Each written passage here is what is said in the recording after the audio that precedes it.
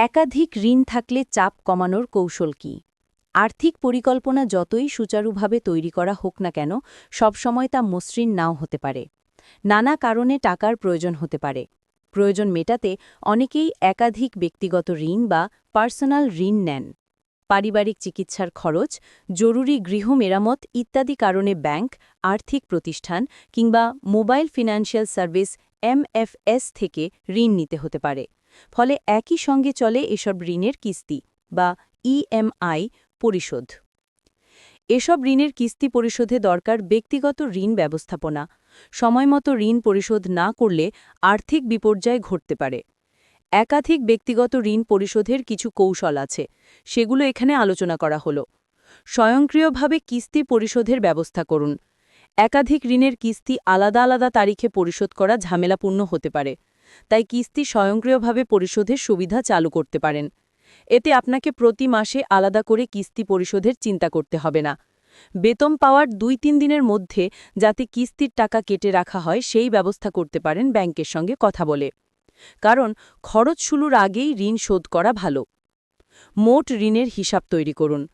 আপনার সামগ্রিক ঋণ অবস্থার একটি পরিষ্কার ধারণা নিতে হবে। একটি এক্সেল শিটে প্রতিটি ঋণের বিস্তারিত লিখে রাখুন, যেমন ব্যাংকের নাম, ঋণ নম্বর, পরিমাণ, সুদের হার, মেয়াদ, বাকি কিস্তির সংখ্যা, মোট বকেয়া ইত্যাদি। এই তালিকা আপনাকে মোট বকেয়া এবং প্রতিটি ঋণের আলাদা অবস্থা বুঝতে সাহায্য করবে, যা পরবর্তী পরিশোধ পরিকল্পনায় সহায়ক হবে। মাসের খরচ ঋণের কিস্তি যুক্ত করুন। ঋণের হিসাব তৈরি করার পর তা মাসের খরচের সঙ্গে যুক্ত করতে পারেন। এতে সুবিধা হল মাসের খরচের পাশাপাশি ঋণ পরিশোধেও দায়বদ্ধতা থাকে। অপ্রয়োজনীয় খরচ বাদ দিতে পারবেন। আগে ছোট ঋণ, পরে বড় ঋণ শোধ করুন। ঋণ পরিশোধের দুটি জনপ্রিয় কৌশল রয়েছে। ১. ছোট ঋণ আগে পরিশোধ করুন। একে ছোট ঋণ শেষ হলে মানসিক চাপ কমবে। ২. সর্বোচ্চ সুদের হার এমন ঋণ আগে শোধ করুন। এতে সুদের খরচ কমে।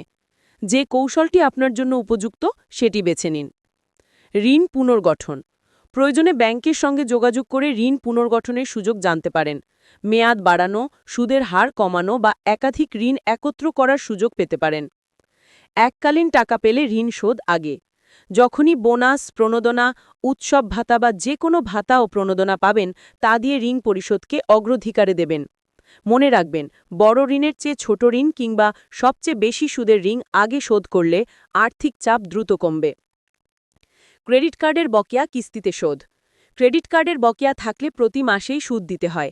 পুরো টাকা একসঙ্গে পরিশোধ করা না গেলে ব্যাংকের সঙ্গে কথা বলে তা কিস্তিতে পরিশোধের ব্যবস্থা করতে পারে।